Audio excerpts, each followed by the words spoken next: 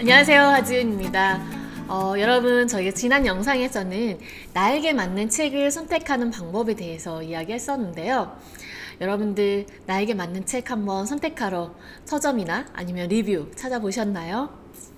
서점에 가서 책을 보더라도 아니면 리뷰를 찾아서 다른 사람들이 좋다는 재미있다는 책을 보았는데도 아직 내가 무슨 책을 읽어야 될지 잘 모르겠다, 아니면 어떤 책부터 읽어야 내가 좀 독서에 흥미를 붙일 수 있는지 모르겠다 하시는 분들을 위해 오늘 영상 준비했습니다. 서점에 가면 정말 베스트셀러부터 다양한 분야의 책들이 코너별로 준비가 되어 있죠. 학습지부터 시, 에세이, 자기계발, 아니면 경제, 그리고 학습 도서, 다양한 코너들이 많이 준비되어 있는데 정말 그 많은 책들이 매일매일 새로 출판되고 있고 그것들을 많은 독자들을 기다리고 있는데요. 나에게 정말 맞는 책, 아니면 내가 조금 더 독서에 흥미를 붙일 수 있도록 책을 선택하는 방법은 무엇이 있을까요? 지난 영상에서도 제가 말씀드렸지만 나의 상황, 내 경험, 이 나만의 스토리와 관련되어 있는 책을 접하는 것이 가장 중요하다고 했습니다. 내가 지금 상태가 어떤지, 내 감정 상태, 아니면 내가 지금 필요한 조언이나 필요한 지식, 정보 등이 무엇인지에 따라서 그 책을 선택하게 되는 종류가 달라지는데요. 만약 여러분들이 나의 어떤 업무적인 역량이나 아니면 내가 조금 마음적으로 마인드 컨트롤 좀 필요하다 하실 때에는 많은 분들이 선택하는 이제 자기계발서가 가장 무난하게 여러분들에게 도움이 될 수 있습니다. 자기계발서는 좀 일반적으로 많은 사람들이 공감할 수 있는 내용, 그리고 대부분의 사람들의 감정 상태에서 정말 맞아, 이렇지, 나도 이랬는데 이렇게 하면 되는구나, 아니면 나도 이런 생각 했었는데 그래, 이렇게 하면 될 거야 라는 힘을 주는 메시지들을 많이 담고 있습니다. 그런데 간혹 자기계발서를 너무 많이 읽거나 아니면 자기계발서를 읽고도 그것에 나오는 어떤 솔루션이나 해결책을 직접 실행하지 않고 계속 읽게만 된다면 여러분들이 자기계발서를 읽더라도 그것이 내 것이 되는 게 아니라 그저 책만 읽게 되고, 많은 책을 읽다 보면 내용이 좀 반복되는 듯한 느낌이 있기 때문에 자기계발서 계속 읽어도 되나? 다 뻔한 내용 아니야? 라고 생각이 들 수도 있습니다. 그래서 내 것으로 만들기 위해서는 자기계발서를 선택하더라도 그것을 하나하나 실천해서 내 몸에 체득화시킬 수 있도록 하는 것이 가장 중요한 방법이고요. 내가 어떠한 커뮤니케이션 스킬이나 아니면 내가 일을 하는 데 있어서 필요한 업무적인 역량, 스킬이 필요하다 할 때는요, 자기계발서 외에도 커뮤니케이션 분야 아니면 업무와 관련되어 있는 분야에 대한 책들이 좀 많이 나와 있어요. 예를 들어 기획 업무가 좀 필요하다 할 때는 기획의 정석, 아니면 기획은 이 형식이다 같은 이런 기획과 관련되어 있는 키워드들이 담겨져 있는 책들도 있고요. 그리고 어떤 스피치가 필요하다 할 때는요, 보이스 스피치와 관련되어 있는, 아니면 이제 말하기 습관, 아니면 언어와 커뮤니케이션, 이러한 것과 관련되어 있는 키워드가 나와 있는 책을 선택하시는 게 조금 더 내가 필요한 부분들을 여러분들이 좀 얻어갈 수 있는 책이 될 수 있습니다.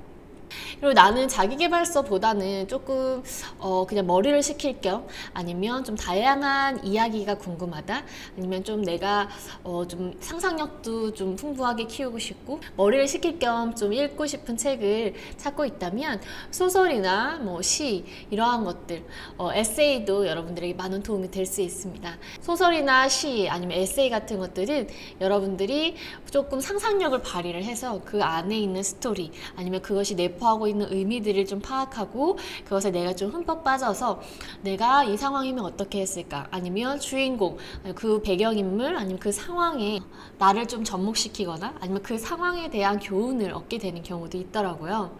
그런데 만약 책을 많이 읽지 않았거나 머리를 쓰거나 아니면 좀 복잡한 이야기보다는 좀 단조롭고 편하게 읽고 싶다 하시는 분들은요, 시나 에세이 중에서도 좀 편하게, 아니면 글이 많지 않은 그러한 책들이 나와 있어요. 그래서 그러한 책들을 먼저 읽다 보면 쉽게 읽을 수 있고, 내용을 깊게 생각하지 않더라도 확 와닿는 내용들이 많이 있기 때문에 처음 독서를 시작하거나 책을 선택할 때는 그 부분도 참고해 주시면 좋을 것 같습니다.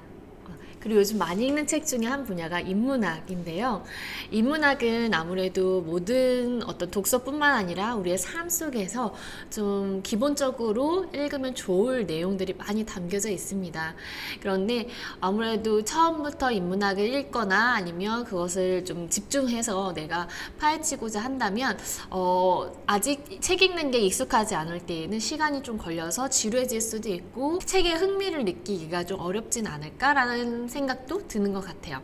그래서 가장 중요한 건 내 상황에 맞는 키워드를 담고 있는 책이나 책의 내용, 그리고 그 책을 지은 저자의 의도, 아니면 저자의 어떠한 메시지를 통해서 여러분들이 지금 나하고 얼마나 공감대를 형성할 수 있는지를 찾아보는 게 가장 중요한 것 같습니다.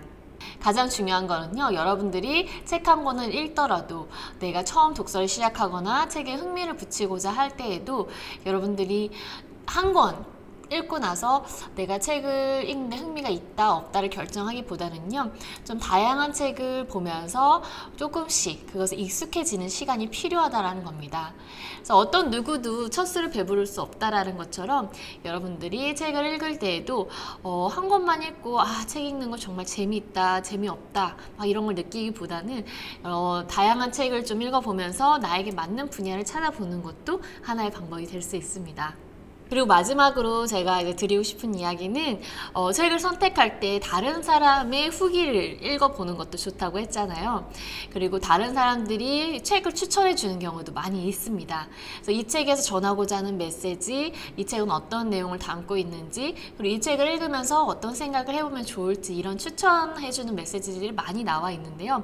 그 메시지들을 참고해서 읽는 것은 좋지만 여러분들이 그 책의 내용이 나의 상황과 정말 잘 맞물려서 얼마나 공감이 될지는 그 기대치가 달라질 수 있다는 것은 항상 염두에 두어야 합니다. 저도 책을 많이 추천을 받고는 있지만 제가 추천을 하는 데 있어서 조금 제가 추천을 많이 하면서도 좀 많이 고민하고 우려되는 부분이, 제가 읽을 때는 정말 많은 도움이 되고 교훈이 있었고, 그리고 그 상황, 그 당시에는 내가 정말 많은 것들을 얻을 수 있었는데 어떤 책 같은 경우에는 한 3, 4년 후에 이게 다시 화두가 되는 책들이 있어요. 그래서 제가 이미 5, 6년 전에 읽었을 때에는 너무 도움이 되고 저한테 너무 많은 너무 많은 교훈을 주었던 책이었는데 5년 후가 지난 지금 다시 읽을 때, 아니면 지금 어떤 화두가 돼서 사람들이 읽기 시작을 할 때에는 이미 세상도 많이 변했고 그 사람 심리나 아니면 모든 상황들이, 경험들이 다르기 때문에 책을 추천해 줄 때에는 이제 나의 상황이 어땠는데 어떤 부분이 도움이 됐다라든지, 이 내용은 어떤 내용을 담고 있는데 이 내용이 도움이 될까? 이런 식으로 상대방한테 추천을 해줄 때에도 그 상대의 입장도 고려를 해주고 내가 어떤 부분에서 도움이 많이 됐었는지를 얘기해주는 것도 도움이 됩니다. 그럼 여러분들이 앞으로 책을 읽고 아니면 다양한 책을 읽으면서도 내 것으로 만들고, 그리고 좀 다양한 분야의 책을 읽으면서 여러분들의 지식이 계속 확장되고 책을 통해 내가 경험하지 못한 것들을 간접적으로 경험을 하고 그것을 내게 체득화시키는 그러한 작업이 계속 이어지시길 바라면서 오늘 영상은 여기서 마무리하도록 하겠습니다.